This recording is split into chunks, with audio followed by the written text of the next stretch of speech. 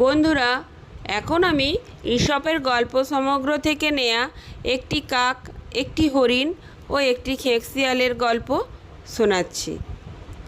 একসময় এক বিরাট জঙ্গলে বাস করত একটি কাক ও একটি হরিণ। যথাসময়ে তাদের মধ্যে দারুণ বন্ধুত্ব গড়ে উঠল। একটি খেকশিয়ালও সেই বনে বাস করত।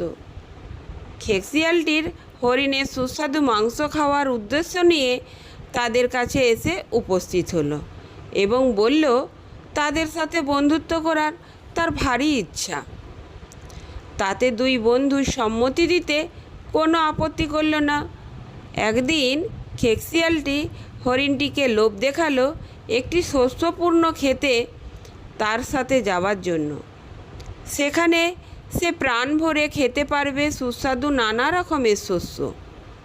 হরিণটি তার প্রলোভনের কথাই ভুলে তার সঙ্গে সঙ্গে সেই মাঠে যেতে শুরু করলো, কিন্তু কাকটি তাকে বারবার নিষেধ করলো সেখানে যাওয়ার জন্য।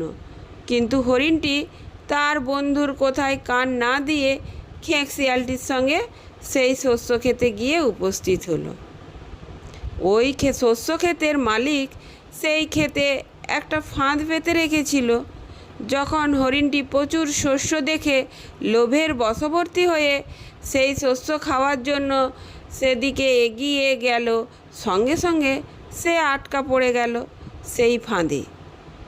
খেকশিয়ালটি তাকে ওই বিপজ্জনক অবস্থার মধ্যে দেখেও তাকে ফাঁদ থেকে মুক্ত করার চেষ্টাও করল না।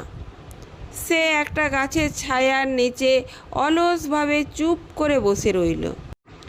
এদিকে কাক বন্ধু হরিণটির বিপদ বুঝতে পেরে তাকে উদ্ধার করার জন্য সেখানে চলে এলো। কাকটি তাকে পরামর্শ দিল চুপচাপ সেখানে মরার মতো পড়ে থাকতে। কিছুক্ষণ পর চাষিটি সেখানে এসে হরিণটিকে ওইভাবে পড়ে থাকতে দেখে তাকে মৃত মনে করে তার জাল গুটিয়ে ফেলল।